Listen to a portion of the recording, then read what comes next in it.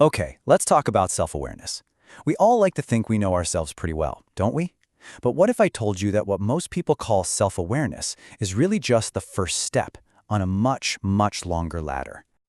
I mean, it's a super common belief, right? You think about your day, you have a decent idea of what you're good at, what you're not so good at, so you must be self-aware. Case closed. It just seems obvious. But here's the kicker.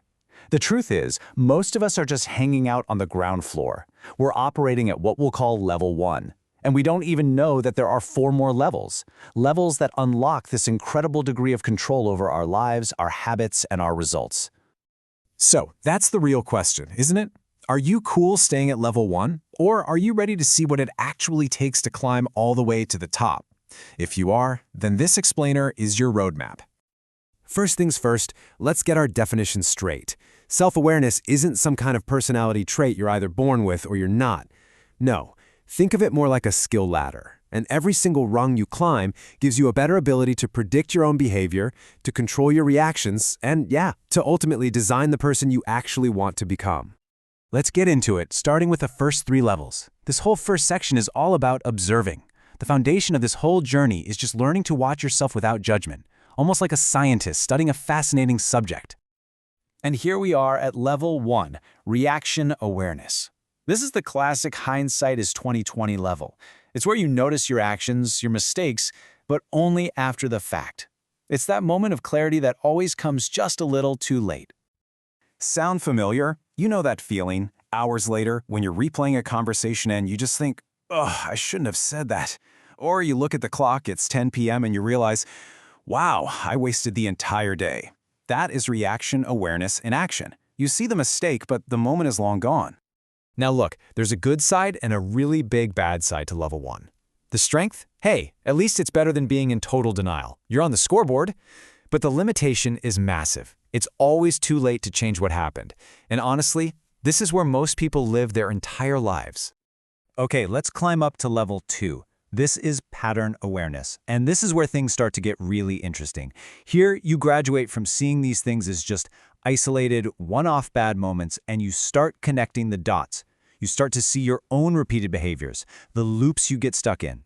So your thinking literally shifts. You go from, "Man, that was a bad day of procrastinating," to, "Wait a second, I always procrastinate when a project feels overwhelming."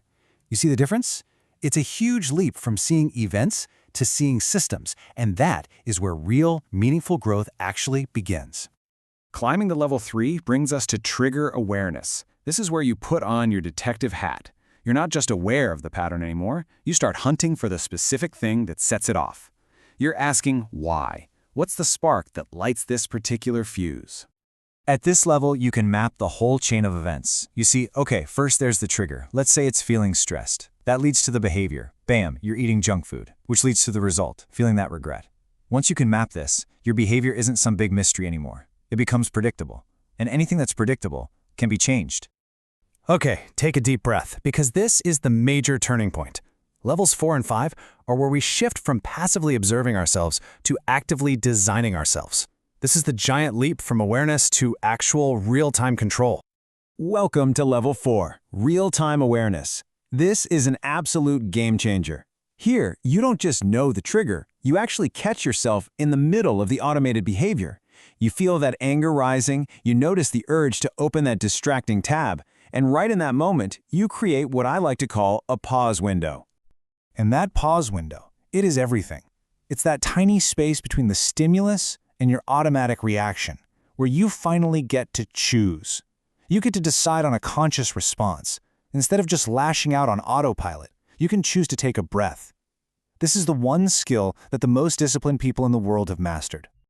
But believe it or not, there's one more level, a level very, very few people ever reach. This is level 5, design awareness. At this elite level, you stop depending on heroic, in-the-moment willpower. Instead, you become an architect of your own behavior. You intentionally engineer your life so that the right actions become the easiest actions. So how on earth do they do that? Well, they become master designers. They design their environments to get rid of distractions. They build systems that make good habits effortless. They set smart defaults for their decisions. They create constraints to prevent bad choices. They're not just trying harder, they're building a structure that guarantees success. So let's recap the whole ladder real quick. It's this incredible journey, right? You start at level 1, just regretting things. Then you climb to level 2, noticing patterns. Then up to level 3, knowing your triggers. You make the big leap to level 4, catching it live. And finally, you're at the top. Level 5, designing your own behavior. It's a powerful progression from being a victim of your habits to being their architect. Now, look, knowing the levels is one thing, but actually climbing them? That's another. So let's get super practical. This next part is your toolkit for making the climb. And I've got one crucial warning for you.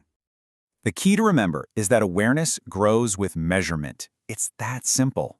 So on a daily basis, just take 5 minutes to reflect. That's it. Weekly, review your patterns, map out your triggers.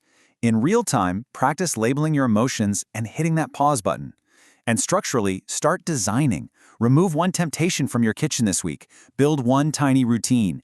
These are the reps that build the muscle. And here is that warning I promised you. This is, without a doubt, the biggest trap people fall into. They confuse just thinking about themselves, which is usually just anxious, repetitive mental noise, with studying themselves. One is a hamster wheel that leads nowhere.